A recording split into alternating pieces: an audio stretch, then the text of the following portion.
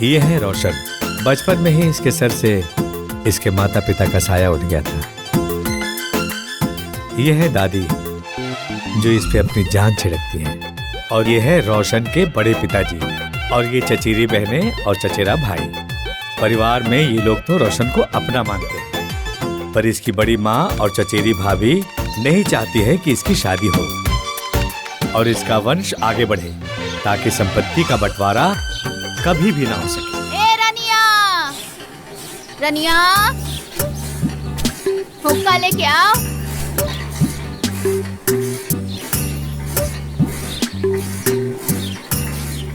ली दादी जी।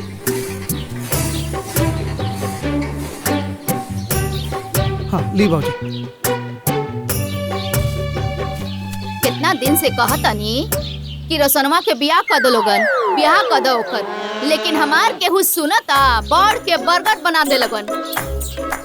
ए माई, तहार रेडियो जौन स्टेशन पकड़ लेला नु ओके छोड़ेला ना। अरे का थोड़ी बतावा ना, हैं? कब से कहतनी हर चीज उम्र से अच्छा लगेला। अब रोशन के उम्र हो गइल बा, बियाह कर दे लोगन जे हमहू जीते जी अपना आँख से देख ली आ तनी परपोता खेला ली। ए माई, माई रे, अब ते ही बताओ। हाँ। हम का कर सकीला? रोशन पहले ही मना कर देले रहा। ऊ कहत रहल है कि हम पहले पढ़ लिख के कोनो काम धंधा पकड़ ली तब बियाह करब। अब ओकर महतारी आ भौजाई ई दोनों लोग के कोनो लड़की पसंद आई तो अब नु बात आगे बढ़ी। बाबूजी अरे तो आगे बढ़ी कब, जबले हम मर जाए। अरे अम्मा जी, रउआ इतना जल्दी ना मरे, चिंता मत करी। कहाँ है? हम अमृत के घड़ा पी के आइल बनी का? न खर मुई न खरहर ढही। कहो कैसन बात करते रही हो बाबूजी मरे मराए? ए बबुआ, का बात हो की? तू अपना दादी के तो जानते बड़ा, ये जौना बात पे शुरू हो जाली तो जब तक वो बात पूरा ना हो जाओ इनके सांस ना आवेला। अब के बेरी तारा बियाहे पे अटकल बड़ी। ए दादी, का चिंता के ले बड़ू? अरे जब लिखल होई सही समय आई हमार बियाह हो जाई। अरे बिना चिंता कइले घर के कोनो काम होखे वाला बा? सारा घर के चिंता तो इहे के बा, तारा बियाह के चिंता इहो ऊपर से। बाकी घर के केहू के कुछ चिंता फिक्र थोड़े बा। ए बेटा, हमरो विचार बा कि कोनो अच्छा लड़की देख के ताहर बियाह शादी हो जाओ। ताहर का इच्छा बा? बड़का बाबूजी, बचपन में ही हमारे माई बाबूजी के साया हमारा सर से हट गई। ओकर बाद रउए लोग हमारा के पढ़ौनी बढ़ौनी एक काबिल बनौनी। हमारा बड़का बाबूजी और ये बड़की माई ना है, आप हमार माई और ये बाबूजी हैं। जा आप लोग उनके जौन इच्छा बटे, जे तेरे इच्छा बटे वो आप सब लोग करी। हम आप लोग उनके संगे सहमत रह भाई। अरे अब तो लड़की पसंद करा लोग, अब कोनो बात के देर बा। हाँ काहे ना। बाकी हमारी एगो शर्त बा। शर्त? कैसन शर्त हो? ई है कि देवरानी हम अपन पसंद के खोजब। ए भाभी, अरे एमे कौन दिक्कत बा? अरे इतहार अधिकार है भाई। अरे वो सब तो ठीक बा, लेकिन अपने जैसन स्वभाव के मत पसंद करिए रे। अरे नाना दादी, कोनो कमी थोड़े ना बा।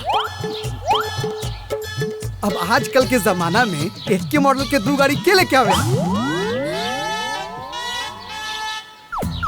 तो पतो कैसे आ जाई? हाँ देख दादी, तोरे बाती से हमार मेहरारू नाराज होके चल गई। अब का होई? अरे अब का होई? गोर पर गिर जाई है, मान जाई। ए दादी, हमरा के लेट होते जाए में, हम जाते नहीं है। हाँ जा जा, ठीक से जाइए। चल तनी माई जाई है। ले माई। ए चाचा, हमरो के स्कूल छोड़ दा। फिर वो मेरा गाड़ी छोड़ देला, रोज रोज के ड्रामा बना देला बड़ा। चलो बैठा, छोड़ दे। का भैया, आज फिर से टिफिन भुला के जाता नहीं। ले दा, तू बाड़ू ना, हमारा टिफिन कैसे छूट जाए? जा चलो बैठा।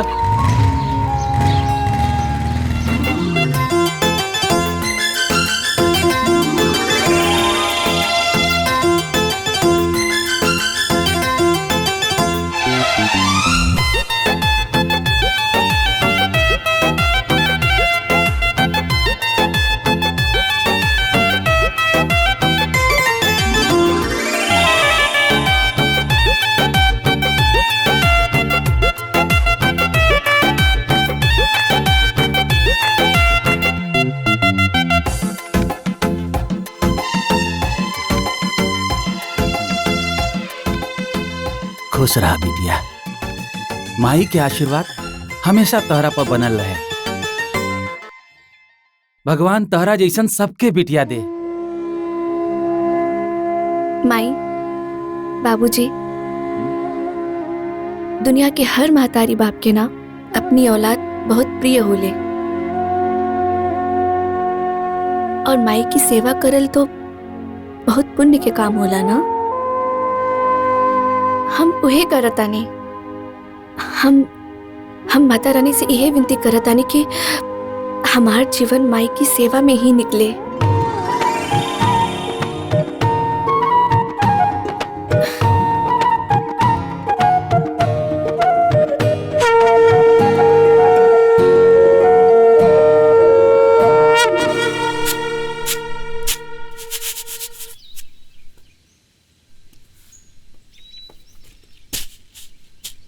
माँ जी, हमरा त लागता कि रोशन बबुआ के बियाह होके रही।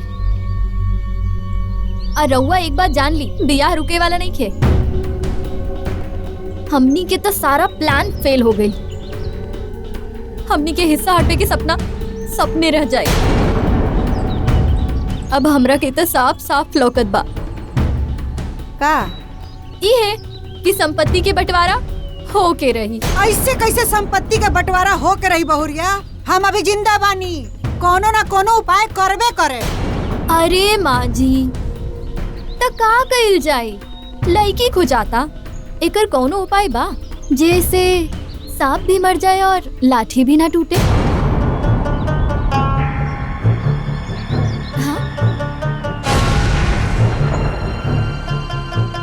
बा एगो उपाय।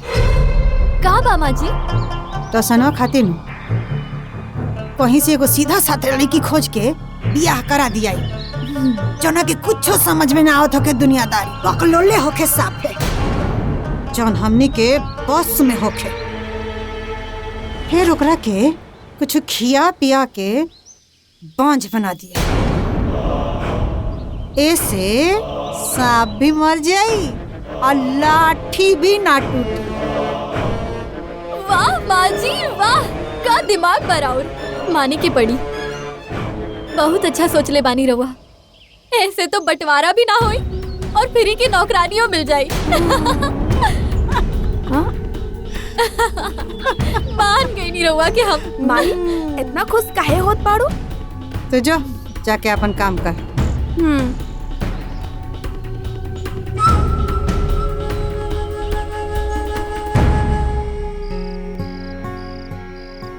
मधु। हाँ माई। बिटिया, बाबूजी आ गेले, पानी लिया था और भौजी हाँ। कहिए चाय बना दी हन। का हमाई, तू भी ना कुछो में लागल रह लो। अरे ये सब काम शिवानी करी नू। अरे वो तो घर के किचन संभलबे करेले, पूरा काम करेले। सोचनी है कि हमू कुछ कर दी। ले बाबूजी पानी। हाँ लावा दा रखा। शिवानी, हाँ? जौन फोटो भेजले रहनी देख लू? हाँ। मधु के दिखाइलू? ना। दिखावा ना। हाँ बबनी, हाई फोटो देखा।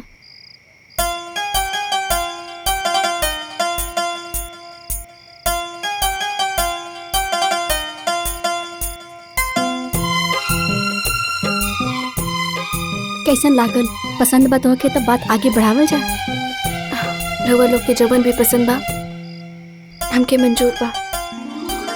हम जाता नहीं अंदर। ए जी, हमरा तो लड़का पसंद नहीं खे। काहे माई, कौन कमी बा? दुल्हन कहत रहली है कि लड़का के बाप महतारी नहीं खान। रउए बताई, लाके भरल पुरल होई और जौना घर में और सास ससुर ना होइए तो घर में पतों के कोनो इज्जत होखेला? पतों को कोनो ध्यान देवेला? अरे माई, सगा सास ससुर ना बड़े तो का भाई, बाकी सब तो बढ़ले बा। दादी बिया, बड़का बाबू, बड़की माई, भैया, भौजी, छोटकी ननद, बड़की ननद सब भरले बा माई। अरे फिर भी, अरे सागा में और सब में फर्क होखेला। सागा सागा होखेला और पटीदार पटीदारे होखेला। अरे ऐसन बात ना बा सूरज के माई, ना बा ऐसन बात। वो लोग बड़ा अच्छा और सुलझल परिवार बा। बड़ा संस्कारी लोग बाड़े। आपन सगा बेटा से बढ़कर मान सम्मान देवेले उनके के। देखा घबराए के कोनो बात नहीं खे। बड़ा भाग्य से ऐसा घर परिवार मिलेला। माई हाँ, अरे माई ओकर ससुर तो देवता बाड़े, देवता। ठीक बा, जाई लोगन तय तमान करके आई। तो ठीक बा, तो शुभ काम में देरी कैसन है? काले चलकर बात कर लियल जाओ। रउआ के हमार लड़का पसंद बा आ हमरा के राव लड़की, तब ब्याह के तैयारी करी और का बातचीत करे के बा। देखी कुछ लेन देन के बात कर लिहल जाओ तो ठीक रही। देखो समझी जी, हमनी के खानदान में दहेज लेहला देहला के प्रथा नहीं। रउआ बेफिक्र होके ब्याह के तैयारी करी, बारात हम अपना दम पे लेके आई। का महेश बेटा? हाँ बाबूजी, सही कहो तनी। अरे आप लोग तो महान आदमी बानी। आज के समय में ऐसन घर परिवार मिलल बहुत मुश्किल बा। अरे हमार बिटिया के तो भाग्य खुल गई। अच्छा ठीक बा, अब हम चलत तानी। अच्छा हाँ, बाकी रउआ से एक के बात कहे के बा कि हमरा बरतिहन के कोनो आदर सत्कार में कमी ना होके के चाहिए। मर मीठा थोड़ा ज्यादा मंगा लिया, काहे के नमूना तो रउआ देखते बनी। 10 पे के गो भारी बा। का भैया हमारी इज्जत खराब कर देना है? हे दमोदर, बेइज्जती होकर होला जेकर इज्जत होला। अच्छा अब हम चलते हैं। अच्छा प्रणाम।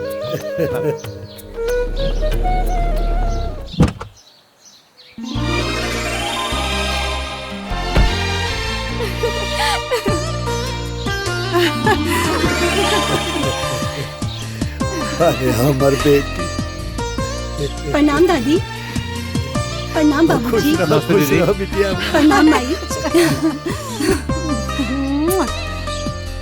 बिटिया तू अकेले दामाद जी के ने हुआ? बाबूजी उनके के कुछ जरूरी काम आ गेल रही। लेकिन तू थोड़ा का सा देर कर देलू।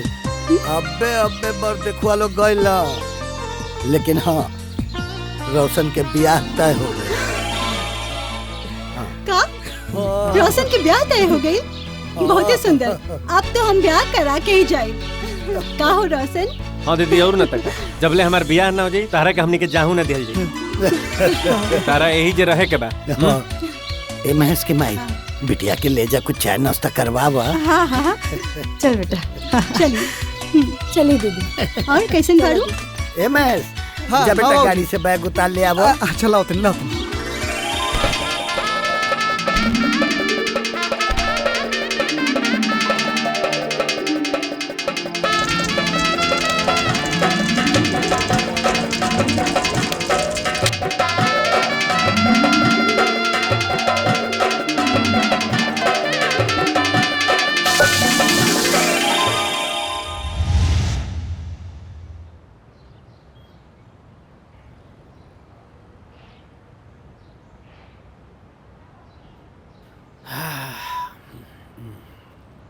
प्रणाम।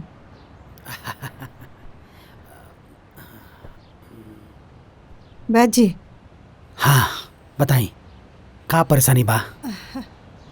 परेशानी तो कुछ नहीं खे। तो फिर यहाँ का करे आइल बानी? बैद जी हम ये खाती आइल बानी कि रउआ पास कोनो ऐसा जड़ी बूटी होखी जौना के खियौला से कोई औरत बांझिन बन जा।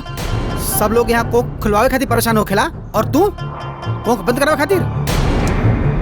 ये सब पाप हमसे ना हुई। जा यहाँ से जा, चला दूसरे के दवाई लिया। बैद जी क्या और से दवाई लिया, जा जा। बैद जी रुआ जितना पैसा कहे हम दे। हाँ हमार काम कर दी। इतना पैसा? अरे इतना रुपया में तो हम अपने पूरे परिवार के बाज बना सकीला। समझा तुहार काम हो गई। बड़ा कृपा हुई। कयामूल, पुनर्वा, बहेरा, धतूरा, कंटकारी, पुनर्वा, इला कुल सामान इकुल में पीस के दूधे में, चाय में, पानी में, खाना में, जूसे में, जमन मन करी ओ मने के पिया दी होके। बाकी वैद जी ई सब हमरा मिली का? रउए कौन उपाय बताई? उपाय बाकी और कुछ पैसा लगी। हाँ तो हली ना। समझा काम हो गई।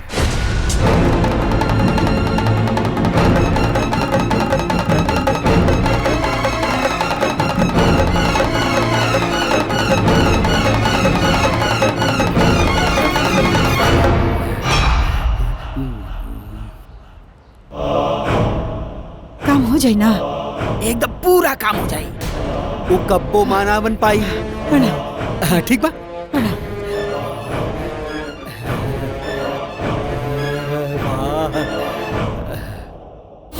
नारायण नारायण। प्रणाम माते। माते,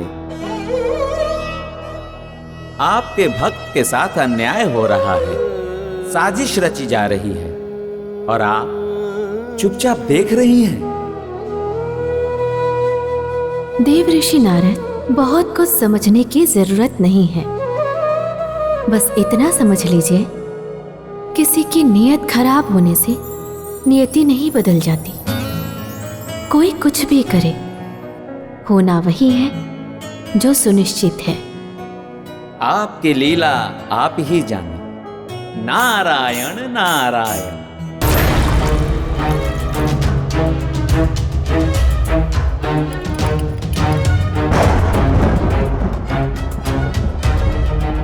दुल्हन, हाँ खूब बढ़िया से मिला दे। ठीक ना? ऐसा ले जाइया कि केहू के शक ना होखे आ केहू जाने ना। ठीक बा माँ जी, केहू के शक ना हो। लाई। अरे यहाँ का होकत बाटे? छोटकी दुल्हन खाती दूध गरमावत रहनी गरम हो गई। ए, ले जाओ, ले आओ। हाँ दी। हम रुकी भौजी। हाँ का भइल बेटा? कुछ न माई, हम ही दूध भौजी के दे देतानी। दी।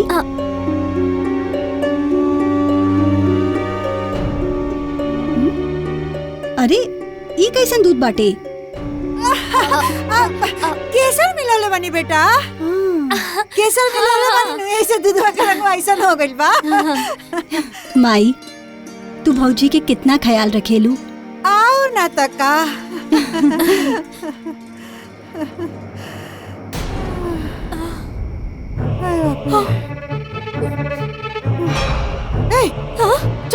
चल भाग। अरे नाना भौजी, बैठल रहा, उठला के कौनो जरूरत नहीं थी। इला दूध पीला। आप हम दूध ना पिए नहीं। माँ जी, अगर ये दूध ना पी तो ओकरा के दवाई कैसे मिला के देवल जाई? अच्छा आज पी ला, काल से भले ही मत पी। ला।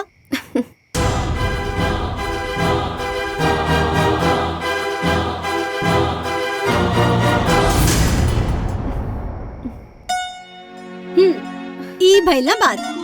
अच्छा अब आराम करा और जल्दी से अपना नियत एगो प्यारा सा भतीजा दे दा। सोहर गावे के बहाने हम जल्दी आई। ठीक बा? चल। अजब लीला है। बांझ होने की दवा पिलाकर बोल रही है कि भतीजा दे दो। नारायण नारायण।